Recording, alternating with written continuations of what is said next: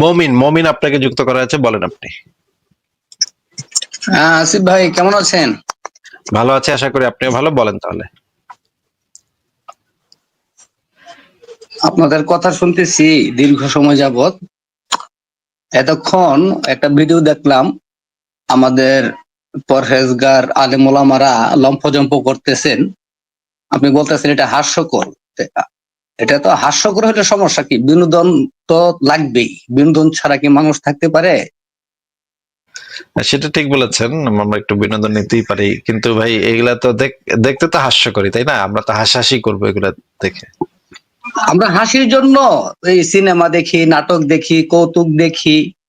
এটা মানে হাস্যকর হলে তো সমস্যা নাই, আমরা হাস্যকর কিছু করতে পারবো না? আমরা মুমিন মুসলমান, আমাদের জন্য তো এগুলো নিষেধ না। আমাদেরও তো বিনোদন প্রয়োজন। ঠিকই বলেছেন। বলেন তাহলে, আর কি কিছু বলবেন? হ্যাঁ অবশ্যই, এটা তো আপনার এই প্রসঙ্গ ক্রমে বললাম আর কি। আমার কথা হলো যে আপনারা আমাদের এই শান্তি প্রিয় ধর্মটাকে নিয়ে কেন, আপনাদেরও তো অনেক গুরুত্বপূর্ণ কাজ আছে তাই না? আমরা শান্তিপ্রিয় মুসলিম, সুন্দরভাবে আমরা ধর্মকর্ম করতেছি, শান্তি প্রতিষ্ঠায় নিয়োজিত। হ্যাঁ, আমাদের দেশে এখন মানে চমৎকার একটা ইসলামী শাসন ব্যবস্থার দিকে আমরা যাচ্ছি। যেদিকে তাকায় আলেম উলামা, ওয়াজ মাহফিল, আল্লাহর শানে আমরা কাজ করতেছি, আর আপনারা এটা বিরোধিতা করতেছেন। আপনাদের ফায়দাটা কি? ভাই আমাদের ফায়দা হচ্ছে আপনারা যে যারা এইগুলা করতেছে তারা আমাদের জীবনে সমস্যা তৈরি করতেছে, আমাদের ঠিকভাবে শান্তিপূর্ণভাবে জীবনযাপন করতে দিচ্ছে না। আমরা যারা শান্তিপ্রিয় মানুষ আছি তাদের শান্তিপূর্ণভাবে জীবনযাপন করতে দিচ্ছে না। এই কারণে তাদের মতাদর্শ যে কতখানি জঙ্গি, কতখানি নোংরা, এই জিনিসটা আমরা দলিল প্রমাণ বের করে দেখায় দিচ্ছি। না, এখানে নোংরা হবে কেন? এত আমি তো দেখি যে ওয়াজের মধ্যে লক্ষ লক্ষ মানুষ আসতেছে, সুন্দর সুন্দর বয়ান হচ্ছে, পরকালের প্রস্তুতি হিসেবে নামাজ কালাম রোজা হজ জাকাত সুশৃঙ্খল ভাবে জীবনযাপনের জন্য পরামর্শ দিচ্ছে। এগুলো তো খারাপ কি দেখলেন আপনারা? না, এগুলো এটা যে এই সমস্ত মানে আহ, আল্লাহর ভিতরে সীমাবদ্ধ থাকতেছে তা তো না ভাই। এইটা বইলা তারা বোমা টোমা মেরে দিচ্ছে। আপনি দেখেন না যে কত জঙ্গি হামলা প্রতিদিন, কত কত জায়গাতে কত কত জঙ্গি হামলা হয়। এটা তারা তো আমাদের বিচ্ছিন্ন ঘটনা, সামগ্রিক ভাবে এটা সবাই করে এমনটা না, বিচ্ছিন্ন। বিচ্ছিন্ন কোথায় ভাই? এটা তো নবী মোহাম্মদের সরাসরি নির্দেশিত, এটা যে এই মানে কাফেরদেরকে কোপায় টোপায় তারপরে ইসলামে আনতে হবে। এটা তো নবী মোহাম্মদ নিজে স্বয়ং বইলা গেছে। না, এটাও তো বলছে যে লা ইকরাহা ফিদ্দিন, না, ধর্মের লাইক নামে জোর জবরদস্তি সম্পূর্ণরূপে দিনের নিষিদ্ধ। না না ভাই, এটা বলে নাই। এটা এই কোরআনের এই আয়াতের অর্থ এটা না। আপনি কোরআন কোরআন পড়েছেন, কোরআনের তাফসির পড়েছেন? না, লাইকরা হাফিদ্দিন আপনি এটার কি অর্থ করেন? যেভাবেই অর্থ করেন, না না, এটার অর্থ আমিও তো আমি পজিটিভ, অর্থ করি তাই না? নাকি কলিমুদ্দিন অর্থ করে সেটা আপনাকে জিজ্ঞেস করছি না ভাই। আপনি কি অর্থ করেন, কলিমুদ্দিন কি অর্থ করে সেটা আমি জিজ্ঞেস করছি না ভাই। একটু প্রশ্নটা একটু শোনেন আগে, হ্যাঁ? প্রশ্নটা শুনে জি। তারপর উত্তর দিন। এই বিষয়ে যে প্রখ্যাত যে আলেম ওলামারা আছেন সারা পৃথিবীতে, যারা প্রসিদ্ধ আলেম ওলামারা, এই যে লা ইকরাহা ফিদ্দিন, দিনে কোনো জোর জবরদস্তি নেই, এই আয়াতের তাফসির কি করেছেন সেটা কি আপনি কোথাও পড়েছেন? জি জি, আমার কোন পড়ার সুযোগ তাফসিরটা হয়েছে। কোন তাফসিরটা পড়েছেন? তাফসির তো অনেক তাফসিরই পড়া হয়েছে। আচ্ছা ঠিক আছে, তাহলে এখন আপনারা তো আমাদের ইবনে কাসির বলেন, আমি রেফারেন্স হিসেবে আমার স্মৃতিশক্তি খুবই দুর্বল, বাট আমি আচ্ছা পড়াশোনা করি, আমি জানার চেষ্টা করি। ঠিক আছে, তাহলে এখন আমাদেরকে একটা তাফসির একটু পড়ে শোনান, আমরা একটু বের করি। এই গ্রন্থটার নাম হচ্ছে আহকামুল কোরআন, সারা পৃথিবীতে অত্যন্ত প্রসিদ্ধ একটা তাফসির গ্রন্থ। নাম শুনেছেন তো ভাই নাকি? জি জি। আচ্ছা, এই তাফসির গ্রন্থের 355 নম্বর পৃষ্ঠা আমরা একটু পড়বো। আপনি একটু আমাদেরকে পড়া শুনায়েন যে এখানে কি বলা আছে। এটা হচ্ছে আহকামুল কোরআনের 2য় খণ্ড, 355 নম্বর পৃষ্ঠা। আমরা একটু পড়ি। এই যে দেখেন 355 নম্বর পৃষ্ঠা, এখান থেকে একটু আমাদেরকে পড়ে শোনান তো ভাই, কি লেখা।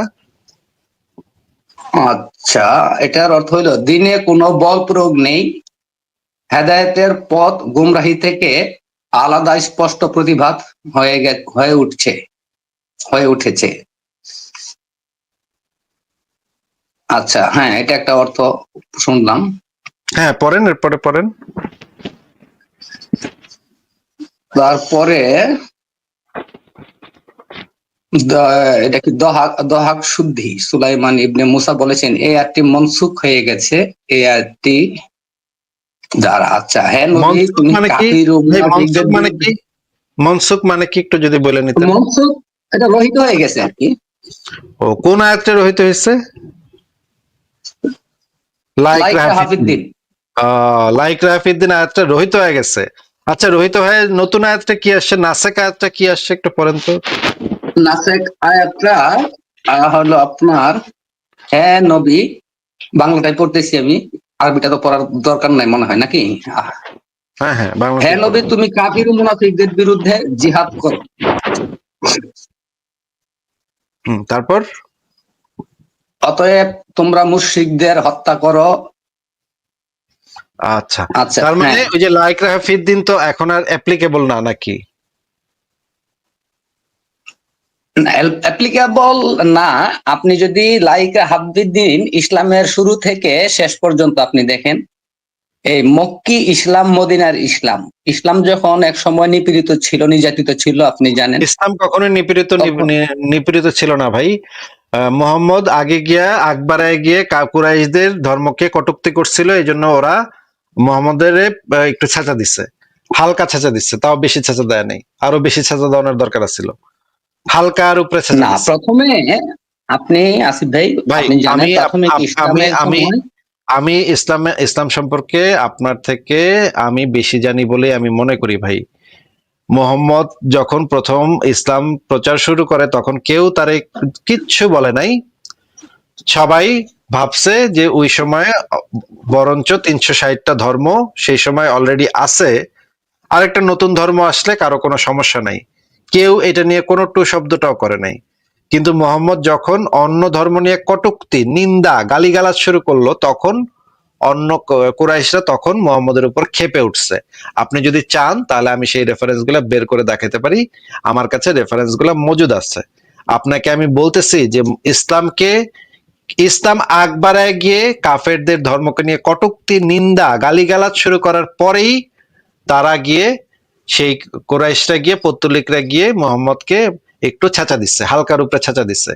কিন্তু না, মোহাম্মদ প্রাথমিক, পরবর্তীতে যখন ক্ষমতা পাইল তখন যে বিধান করলো যে কেউ যদি নবী মোহাম্মদের জামার একটা বোতামও ময়লা ছিল এইটাও যদি কেউ বলে তাহলে তার সাথে সাথে মেরে ফেলতে হবে। মোহাম্মদ পরবর্তীতে এই সিস্টেম চালু করছে। তার মানে মোহাম্মদ সে কাফেরদের ধর্মকে নিন্দা করত, কটূক্তি করত, গালিগালাজ করত, অথচ তার ধর্মতে বিধান করছে কেউ যদি মোহাম্মদের জামার একটা বোতামও ময়লা আছে এটা বলে তাহলে তাকে মেরে ফেলতে হবে। এইটা হচ্ছে হিপোক্রেসি। মমিন ভাই, আপনি কি আমি যে কথাগুলো বললাম সেগুলোর রেফারেন্স কি আপনি দেখতে চান? আপনি প্রাথমিক ইসলামের সময়, ইসলামের সৃষ্টি লগ্নে, মক্কা জীবনে আপনাকে বিশেষ করে আর কি, আপনাকে আমি যেই প্রতিহিংসা রেফারেন্স পরায়ণতা আপনাকে যেই রেফারেন্সটা দেখাইলাম সেটা ছিল নিয়ে আগে না। কথা শেষ করেন ভাই। দিনে কোনো জোর প্রয়োগ নেই। হ্যাঁ, এই আপনি এই যে আয়াতটা রেফারেন্সটা কি দেখাইছেন এটা অনেকগুলোর সম্বন্ধে আমি অবগত আছি, আমি জানি, যেহেতু আমি একটু একটু পড়াশোনা করি যত সামান্য। তাহলে আপনার আপনি মতো যে আমি আমাকে এত, বললেন কোরআনের আয়াতের কথা যে বললেন যে না ভাই কোরআনে তো আছে লাইক রাফিদ্দিন, আপনি যে আয়াতটা বললেন সেই আয়াতটা তো একটা মানসুখ হয়ে যাওয়া আয়াত যেটার হ্যাঁ, কার্যকারিতা রহিত হয়ে গেছে। তাহলে আপনি যদি জেনে থাকেন তাহলে আপনি কেন বললেন এই কথাটা? না, এটার প্রেক্ষাপট তো আপনাকে জানতে হবে। এটা প্রেক্ষাপট প্রেক্ষাপট কোন একটা প্রেক্ষাপটই আমি কেন আপনাকে নাযিল দেখাচ্ছি, হয়েছে। প্রেক্ষাপটই আমি আপনাকে দেখাচ্ছি, এই তাফসিরটাই হচ্ছে প্রেক্ষাপট। তাফসিরের ভিতরে প্রেক্ষাপট গুলা বলা থাকে। আপনি যদি জেনে থাকেন যে এই লা ইকরাহা ফিদ্দিন এটা একটা মানসুখ হয়ে যাওয়া আয়াত, তাহলে আপনি সেইটা কোরআনের রেফারেন্স হিসেবে কেন উল্লেখ করলেন ভাই? না, এরপরে আরো আছে, শুধু এগুলোই না। আরো আছে, যেমন সেটা পরে আপনার আসবো, আছে। সেটা পরে আসবো, হ্যাঁ, আরেকটা আয়াতে পরে আসবো। আগে এইটার উত্তরটা দেন যে এইটা আপনি জানেন যে এটা একটা মানসুক আয়াত। আপনি নিজেই বললেন যে এটা আপনি জানেন যে এটা একটা মানসুক আয়াত। এই না, আয়াতের কোরআন আর তো কোনো ধারাবাহিক কথার ভাবে এটা মাঝখানে একটা কথার মাঝখানে কথা বলতেছেন, কথার মাঝখানে কথা বলতেছেন। আপনি যে মিথ্যাবাদী, আপনি যে মিথ্যুক, এটা তো ভাই প্রমাণ হয়ে গেছে অলরেডি। আপনি না, যদি আমি জেনে মিথ্যাবাদী থাকেন, হব কেন? আবারও কথার আমি মাঝখানে তো কথা কোরআন বলতেছেন, না। আবারও কথার মাঝখানে কথা বলতেছেন। আপনি যদি জেনে থাকেন যে এই আয়াতটা একটা মানসুক আয়াত, এই আয়াতটার কার্যকারিতা রহিত হয়ে গেছে, যেটা আপনি একটু আগে স্বীকার করলেন যে আপনি আগে থেকেই জানেন যে এটা একটা মানসুখ হয়ে যাওয়া আয়াত। তাহলে একটু আগে আপনি যখন আমি আপনাকে ইসলামের বিধান বলতেছিলাম তখন আপনি কেন বললেন যে ইসলামে তো ভাই আছে লা ইকরাহা ফিদ্দিন, এটা আপনি কেন বলছিলেন তখন? মানসুখ আয়াতটা কি উদ্র করা হয়েছে কোরআন শরীফ থেকে, নাকি এখনো কোরআন লিপিবদ্ধ থেকে আছে? উদ্ধৃত করা হয় না, এটা কিন্তু কোরআনে অনুসরণ আছে। করে মুসলিমরা, কোরআনে এটা আছে আমরা তো এবং এই অনুসরণ করি আয়াতটা এটা। কোরআনে এটা আছে, কিন্তু কোরআনের এই আয়াতটা শুধুমাত্র যখন মুসলমানরা সংখ্যালঘু থাকবে, দুর্বল থাকবে, তখন তারা এই বাণী প্রচার করবে যে লা ইকরাহা ফিদ্দিন। কিন্তু যখনই তারা ক্ষমতা প্রাপ্ত হবে তখন বলবে পাইছি ক্ষমতা, মুশরিকদেরকে যেখানেই পাও হত্যা করো, আমাকে নবী বলেছে মুশরিকদেরকে যেখানেই পাওয়া যাবে হত্যা করতে হবে। না, এটা কোন আপনার প্রেক্ষাপটে বলছে ভাই? যখন একটা একের পর এক যুদ্ধ যখন সংঘটিত হতে শুরু করলো, যুদ্ধ না, মুসলমানদের উপর যুদ্ধ না, আধিপত্য যখন যুদ্ধ বিস্তার শুরু না, হলো, না, না, তখন না, না, কিন্তু না, ভাই আসছে। ভাই আবারও মিথ্যা কথা বলতেছেন। মুসলমানরা মদিনাতে পালায় গিয়ে তারপরে বাণিজ্য কাফেলা আক্রমণ করা শুরু করে। কুরাইশদের বাণিজ্য কাফেলা আপনাকে আমি সেই লিস্টে বের করে দেখাবো ভাই, আমার কাছে সব না, কিছু না এটা রেডি তো করা হওয়া থাকে। স্বাভাবিক। চাপাবাজি করে ওরা ভাই, তো মোমেন ভাই, মক্কাজি। আপনি যে একটা মিথ্যাবাদী, আপনাকে মিউট করে রাখতেছি। আপনি যে একজন মিথ্যাবাদী, আপনি যে একজন ভণ্ড, আপনি যে একজন প্রতারক, ছি ছি ছি ছি ছি ভাই, এইভাবে মিথ্যা কথা কিভাবে বলেন আমি বুঝি না। হ্যাঁ, আপনারা যে একজন, প্রত্যেকটা মানুষ যে মিথ্যাবাদী, প্রত্যেকটা মুমিন যে মিথ্যাবাদী, মিথ্যা ছাড়া যে ইসলাম টিকে না, সেই জিনিসটা তো আমরা বারবার বারবার দেখি, বারবার বারবার প্রমাণ পাই। আপনাকে আমি জিজ্ঞেস করতেছিলাম, আপনি উত্তর দিচ্ছেন না। প্রশ্নটা হচ্ছে যে আপনি যদি জেনে থাকেন যে লা ইকরাহা ফিদ্দিন এটা একটা মানসুখ হয়ে যাওয়া আয়াত, এই মানসুখ হয়ে যাওয়া আয়াতটা আপনি কেন দলিল হিসেবে উপস্থাপন করলেন যে ভাই কোরআনে তো আছে ভাই লা ইকরাহা ফিদ্দিন। এখন আবার বলতেছেন যে মুসলমানরা নাকি যখন অত্যাচারিত হয়েছিল তখন তখন নাকি এটা করেছিল। ভাই মিথ্যা কথা বলেন কেন? আরে একবার কারা আক্রমণ করছে আপনাকে আমি দেখাই। আমার কাছে পুরা টাইম লাইন তৈরি করে ফেলেছি, মোহাম্মদের জীবনের টাইম লাইন আমি তৈরি করে ফেলছি। দেখেন দর্শকরা, দেখেন আমি মোহাম্মদের জীবনের টাইম লাইন তৈরি করে ফেলেছি। হ্যাঁ, ওইটা এখনো কাজ চলছে। দেখেন এইখানে দেখেন, আহ এই যে 621 সালে ইসলাম মিরাজ হইলো, তারপরে হচ্ছে গিয়ে 615 থেকে এইখানে শয়তানের আয়াত নাজিল হয়েছিল। তারপরে মদিনায় আমন্ত্রণ জানানো হইলো, কিছু লোক মদিনাতে তাকে মোহাম্মদকে আমন্ত্রণ জানাইলো, তারপরে হিজরত হইলো। হ্যাঁ, হিজরতে গিয়ে মদিনা সনদ করলো, তারপর গোত্রগুলোর পুনর্গঠন করলো, তারপর সালমান ফার্সি সেই সময় ইসলাম গ্রহণ করছিল। এরপর থেকে শুরু হলো দেখেন সারিয়া এবং গাজবা শুরু হয়ে গেল মদিনাতে। 623 থেকে গাজবা শুরু, সারিয়া এবং গাজবা দুইটাই শুরু হয়ে গেল। সারিয়া হচ্ছে কি, সারিয়া হচ্ছে গিয়ে যখন মোহাম্মদ এই যে টহল বাহিনী পাঠাইতে অস্ত্র শস্ত্র সহ, যে কুরাইশ বাণিজ্য কাফেলা কোথা দিয়ে যাইতেছে তাদেরকে আটকায় তাদের মালামাল লুট করতে হবে। আর গাজওয়া হচ্ছে মোহাম্মদ নিজে যেখানে অংশগ্রহণ করছে সেটাকে, সেই যুদ্ধগুলাকে বলা হয় গাজওয়া। এখানে ছোটখাটো ভুল আছে এখনো এইটার ভিতরে, আমি আস্তে আস্তে ঠিক করতেছি।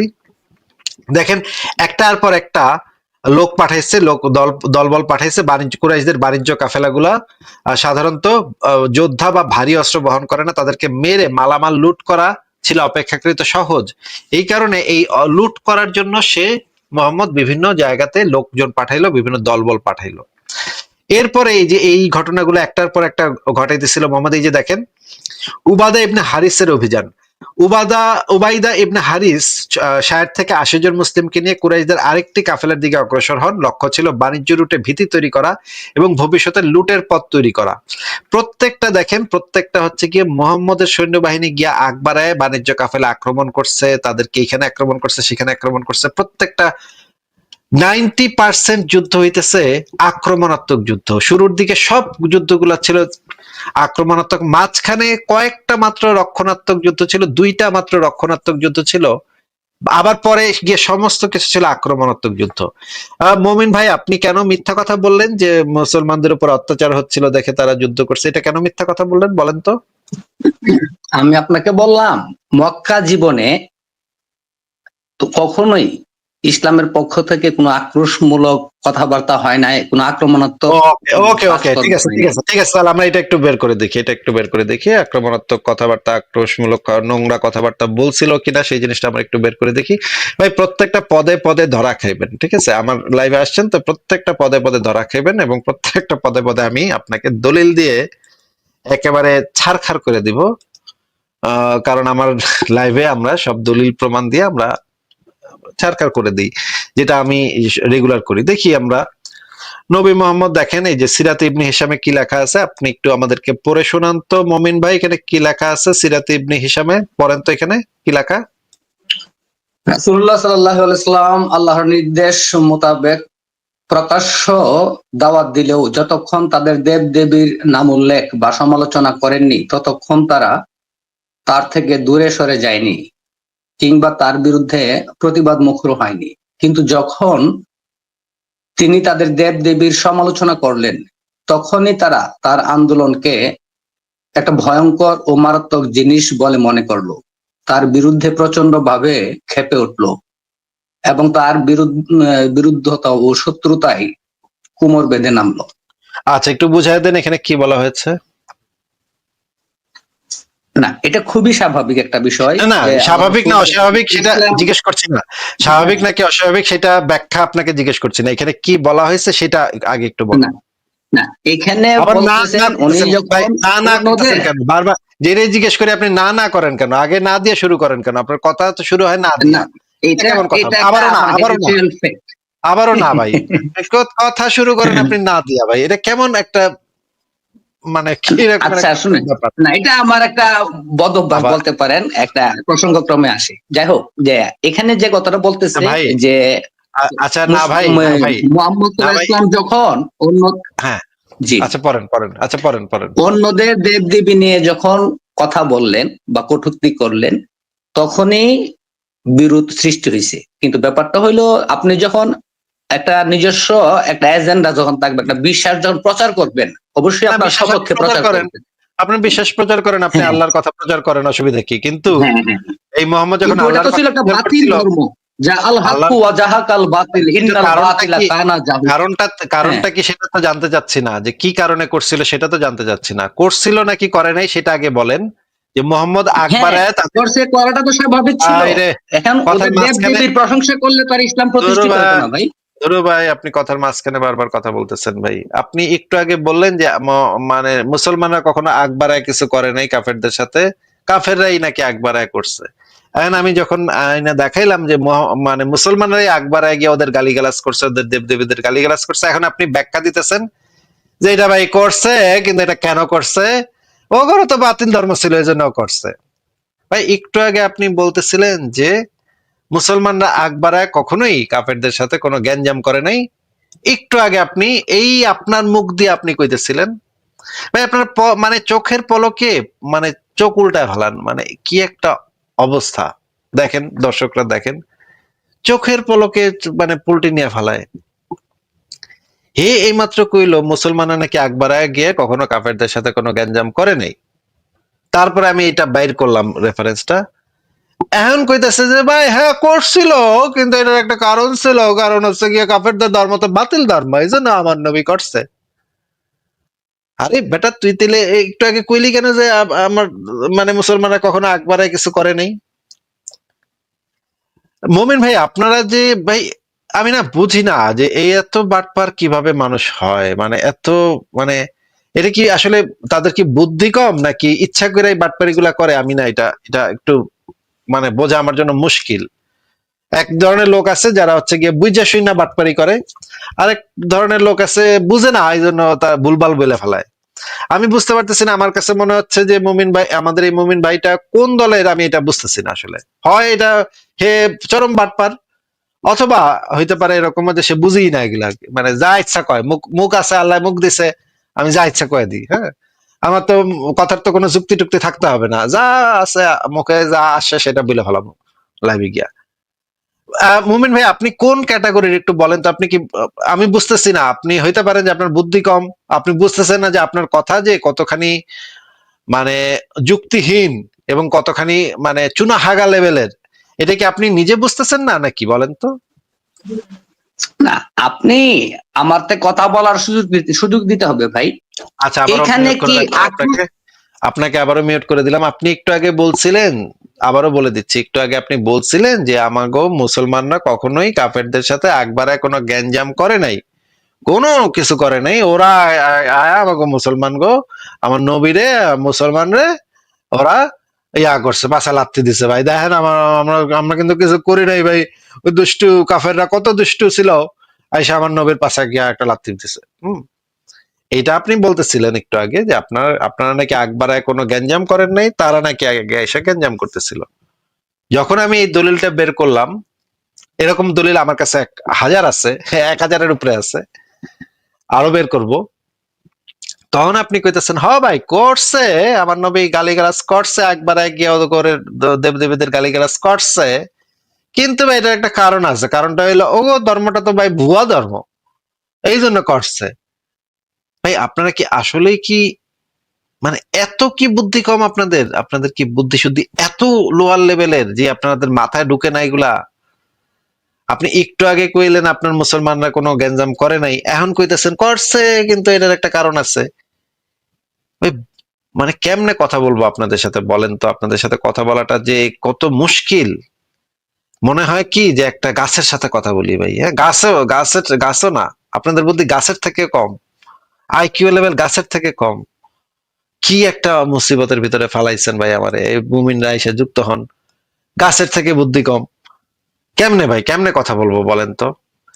মুমিন ভাই আপনি কি একটু আগে বলেন নাই যে দেখো, মুসলমানরা আপনি কখনো যদি একবার আপনার বক্তব্য আবার আমরা মিউট করে সবাই, আবারও মিউট করে দিতেছি। ভাই আপনি একটু আগে বলছেন নাকি বলেন নাই যে মুসলমানরা কখনো একবার কিছু কোনো গ্যাঞ্জাম করেন, এটা বলছিলেন? আপনি তো আমাকে কথা বলার সুযোগ দেন না। আপনার বক্তব্য তো আমরা কথা সবাই বলার জানি, কারণ আমাদের আর যদি কথা, আর আর কোনো কথা বলার সুযোগ দিব না ভাই। আপনি শুধুমাত্র এইটুকু বলেন যে আপনি কি এটা বলছিলেন নাকি বলেন নাই, সেটা একটু বলেন। হ্যাঁ আমি তো অস্বীকার করতেছি না, আমি তো বলছি মক্কা জীবনে এরপরে রাসূলুল্লাহ এরপরে সাল্লাল্লাহু আলাইহি এরপরে ওয়াসাল্লাম কারোর সাথে, আবারও মিউট করে দিচ্ছে। আপনি বলছিলেন যে মুসলমানরা কখনো কাফেরদের সাথে একবারে গ্যাঞ্জাম করতে যায়নি। এরপরে যখন আমি দলিলটা দেখাইলাম, তখন আপনি বলতেছেন যে হ আমার নবী ওগর ধর্ম টর্মরে গালিগালাজ করছিল, ওগরে ভুয়া কইছিল, কিন্তু এটার একটা কারণ আছে। কারণ হইলো গিয়া এইটা, একটা হইলো এটার কারণ। মানে আপনার নবী আকবরায় গিয়ে কাফেরদের ধর্মকে নিয়ে কটূক্তি করছিল, এবং এখন আপনি বলতেছেন যে এটার কারণটা আপনারা ব্যাখ্যা করতে দিতে হবে। তো কারণটা আপনি ব্যাখ্যা কইরেন, কিন্তু আপনি তো এটা মাইনে নিছেন না অলরেডি যে আপনার নবী, আপনার কথা যে একটার সাথে আরেকটা কন্ট্রাডিক্ট করতেছে, এটা কি আপনার মাথায় ঢুকতেছে না নাকি মমিন ভাই? আসিফ ভাই এই যে দেখেন আপনি অনেক কিছু নেগেটিভ কথাবার্তা বললেন, তাহলে দেখেন আপনি কেন বলতেছেন আপনি তো শান্তি প্রিয়, আবারও আপনিও আবারও কিন্তু, মিউট করে দিচ্ছি আপনাকে। যেটা স্পেসিফিক প্রশ্ন করছি আল্লাহর রাস্তে ভাই, আল্লাহর ভাই ধরি ভাই, আপনি শুধুমাত্র এই প্রশ্নের উত্তর দেন। আপনি একটু আগে বলছেন মুসলমানরা আকবরায় কোনো গ্যাঞ্জাম করে নাই, পরের স্টেপে বললেন যে হ্যাঁ আমার নবী আকবরায় গিয়া কাফেরদের দেবদেবীরে কটূক্তি করছিল, গালিগালাজ করছিল, কিন্তু এটার একটা কারণ আছে। এই এই দুইটা কথা যে কন্ট্রাডিকশন, একটা আরেকটার সাথে অপোজিট, এটা কি আপনি বুঝেন নাকি বুঝেন না? অবশ্যই অবশ্যই বুঝবো না কেন, আপনি তো এটা আমার মাথায় কথা ঢুকে বলার আপনার? সুযোগই দেন না, তাহলে কি? এটা আপনার মাথায় ঢুকে? আপনি যেটা বলতেছেন আমাকে কথা বলার সুযোগ না দিলে আমি তো বুঝাই বলতে হবে আপনাকে এই জিনিসটা নাকি? না, এই দুইটা যে কন্ট্রাডিক্টরি কথা, এখন আপনি যেই বুঝান না কেন, এই জিনিস দুইটা তো এক হবে না তো। আপনি ভাই আর তো আপনি ভাই সম্ভব না ভাই, আর তো আপনি সম্ভব যখন না আমাকে একটা জিনিস বুঝা, এই যে না ভাই, আপনাদের সাথে আর কথা বলা সম্ভব না ভাই। মানে অসম্ভব জায়গাতে নিয়ে যাচ্ছেন আমারে। হ্যাঁ, একেবারে অসম্ভব জায়গাতে নিয়ে যাচ্ছেন, বাইর করে দিলাম। মানে এত বড় চুনাহাগা মানুষ কেমনে হয় বলেন তো? যে আমি এটা বুঝি না যে এরা কি নিজের কথা নিজে শোনে না? এত বড় চুনাহাগা কিভাবে হওয়া সম্ভব একজন মানুষের পক্ষে? ইস ইস, এখন সে ব্যাখ্যা করবো কেন? ওরকম ধর্ম তো ভুয়া ধর্ম, এই জন্য আমার নবী করছে। আরে যেই কারণে করুক না কেন, তুমি তো স্বীকার করে নিলা করছে। আমি এই টাইপের মানে একেবারে মগজ, যে কি বলবো, আর কিছু বলার নেই। দর্শক দর্শক আপনাকে যুক্ত করা আছে, বলেন। শোনা যাচ্ছে? হ্যালো, হ্যাঁ শোনা যাচ্ছে, বলেন। অনেক অনেক শুভেচ্ছা এবং শুভকামনা আগামী দিনগুলোতে এইভাবে ফাইট করার জন্য। তো আমার বহুদিন থেকে আমার একটা মনে কৌতূহল আশা করি আপনি মেটাতে পারবেন, সেজন্যই আপনার কাছে আসা। আপনার কথাগুলো আমি শুনি, সেই কৌতূহলটা হলো, পৃথিবীতে 4000-এর উপরে ধর্ম আছে, প্রচলিত ধর্ম, যেগুলো মানুষ মেনে চলে এখনো। নিয়ম বলুন, শৃঙ্খলা বলুন, আদব কায়দা বলুন, সেগুলো মানুষ মেনে চলে। কেউ বুঝে, মানে যারা মেনে চলে তারা সবাই বোধ হয় না বুঝেই মেনে চলে। আমি তাদের বিতর্কে যাচ্ছি না, যার যার বিশ্বাস সে মানুক, সে যার বিশ্বাস নেই সে মানবে না। আমার আমার মূল কথা হলো, আহ, ইসলাম ধর্ম, আমাদের চারপাশের যে ধর্ম, আমি 4000 ধর্ম সম্বন্ধে কিছুই জানি না। আমাদের চারপাশে যে ধর্মগুলো প্রচলিত তার মধ্যে দেখি ইসলাম ধর্মের মধ্যে ক্রুয়েলটি বা নিষ্ঠুরতা, এই যে নিষ্ঠুরতা, বর্বরতা, হিংসা, রক্তপাত, যুদ্ধ, এই ইসলাম ধর্মে এই বিষয়টা আমদানি করার, আমাদের আশেপাশে যে ধর্মগুলো আছে সেই ধর্মগুলোর মধ্যে এগুলো অনুপস্থিত, অনেকটাই কম। আছে হয়তো কিছু কিছু, খুবই কম, কিন্তু ইসলামের মতন এত ক্রুয়েলটি, এত নিষ্ঠুরতা, এত বর্বরতা, আমি বলছি এইভাবেই যে হয়তো নেই, এতটা নেই। এর এর মূল কারণটা কি বলে আপনার মনে হয়? আপনার কাছ থেকে একটু এই ব্যাখ্যাটা আমি জানতে চাইছি, যে কেন একটা ধর্মের মধ্যে যখন সেই ব্যক্তিটা যখন তার ধর্মটা প্রতিষ্ঠা করছে, ইসলাম ধর্মকে, তখন সে হয়তো আরো কয়েকটা ধর্ম সম্বন্ধে দেখেছে, সেখানে তো এত ক্রুয়েলটি দেখেনি। তাহলে তার মধ্যে এই চিন্তাটা এলো কেন যে আমার এই ধর্মের মধ্যে এই বিষয়টাকে অ্যাড না করলে আমার ধর্মটা, বা আমার এই বিষয়টা, ক্রুয়েলটি বিষয়টা আমার ধর্মের মধ্যে অ্যাড করতে হবে, এরকম একটা চিন্তা ভাবনা তার মাথায় হয়তো এসেছিল, যার জন্যই তিনি এই ফতোয়াগুলো, বা নাকি তার সার্বিক ওই সময়ের অবস্থান পরিস্থিতি সেইগুলো এই ধরনের ক্রুয়েলটি তৈরি করতে অনুপ্রাণিত করেছিল। আমার কাছে এগুলোর তো নানা ব্যাখ্যা, বিভিন্ন জন বিভিন্ন ভাবে ব্যাখ্যা করবে, এটার তো অনেক ধরনের ব্যাখ্যা থাকতে পারে। আমি আহ, সব ব্যাখ্যা তো একদিনে বলা সম্ভব না, আমরা এক এক সময় এক এক রকম ভাবে আলোচনাগুলো করি। যেটা আমার কাছে যেটা মনে হয় যে আরব যে অঞ্চলটা, আরব অঞ্চলটা ছিল খুবই অশিক্ষিত, মূর্খ এবং মানে একটা পশ্চাৎপদ সমাজ।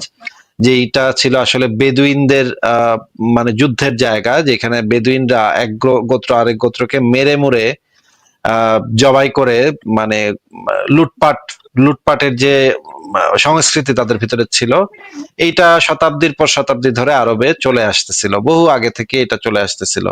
ওইটা ছিল একদম মানে মানুষজন ওই সমস্ত এলাকায় যেতে ভয় পাইতো, কারণ ওই সমস্ত জায়গাতে গেলে ডাকাতি ডাকাতি হবে, ডাকাত বেদুইনরা মানে দলবল নিয়ে এসে লুটপাট করে নিয়ে যাবে, এই ভয়ে সেই অঞ্চলের মানুষ থাকতো। এখন ওই অঞ্চলে যেহেতু এই ধর্মটার উৎপত্তি ঘটেছে, এবং মানে এই মুহাম্মদের যে মুহাম্মদ এবং তার মানে চেলা চামুন্ডাদের কারোর তো শিক্ষা দীক্ষাও ছিল না কোনো, এই কারণে যে জিনিসটা হয়েছে যে একেবারে অসভ্য বর্বর একটা জিনিস আহ পরবর্তীতে সামরিক ভাবে শক্তিশালী হয়েছে, সামরিক ভাবে শক্তিশালী হয়ে সারা পৃথিবীতে ছড়ায় পড়ছে।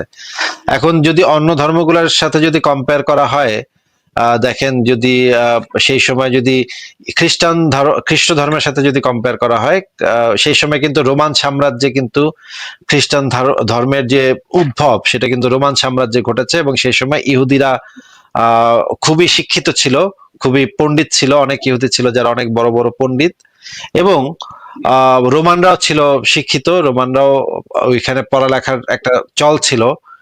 এই কারণে ওই অঞ্চলে যখন এই ধর্মটা প্রচার পেয়েছে, তখন সেটার ভিতরে কিছু শিক্ষা দীক্ষার কিছু মানে জিনিসপত্র ঢুকেছে। কিন্তু আরব অঞ্চলে মক্কায় মুহাম্মদের আমলে যখন ইসলামটা তৈরি হয়েছে, তখন আসলে শিক্ষা দীক্ষা জ্ঞান বিজ্ঞানের কোনো কিছুই সেখানে ঢুকে নাই। এই কারণে এই ধর্মটা একেবারে বর্বর। এবং এটার সাথে আরেকটা কারণ আছে, যেটা হচ্ছে যে যে অঞ্চলের মানুষ, যে মাটির সাথে মানুষের মনের একটা মিল তো থাকে সবসময়। আপনি যদি দেখেন যে আহ বাংলাদেশের মানুষ পলি মাটির মানুষ, এইখানের নদীগুলা প্রচুর পরিমাণে মাটি নিয়ে আসে, এবং সেই মাটিগুলা থাকে নরম, এবং সেই মাটিগুলাতে খুবই ভালো ফসল হয়।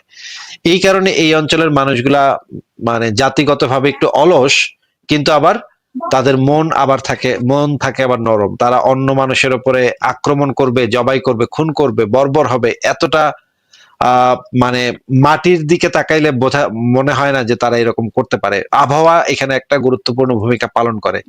আরব অঞ্চলে যেটা ছিল মরুভূমি, পানি পাওয়া যেত না, মানে কামড়া কামড়ি করে পানি খাইতে হইতো।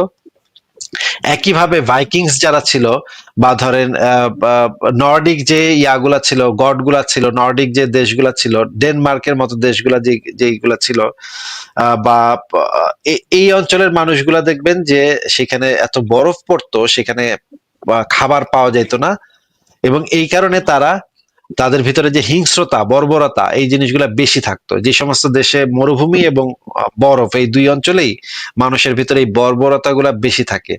এই জিনিসটাও এখানে একটা প্রভাব ফেলেছে, এবং আরো অনেকগুলা প্রভাব আছে। সে সমস্ত প্রভাবের কারণে ইসলাম ধর্মের ভিতরে আমরা দেখি যে বর্বরতা একেবারে সীমাহীন। হ্যাঁ, এবার আপনি যেটা বলেছেন অনেকটাই ঠিক, তবে আমি শুধু আরবকে এই ক্ষেত্রে দায়ী করছি না, যে শিক্ষিতের ব্যাপারে ওই স্যার মোহাম্মদ স্যার যেহেতু এত ফতোয়া, এত কিছু অলৌকিক কথাবার্তা বলেছেন, চাঁদকে দ্বিখণ্ডিত করেছেন, কিংবা পৃথিবী কিভাবে সৃষ্টি হয়েছে, বা 7টি আসমান, এই সমস্ত দানাই বানাই কথা যখন বলেছেন, তখন তাতে বোঝা যায় যে ওই ব্যক্তির জ্ঞান বা গরিমা বলে কোনো বস্তু ছিলই না।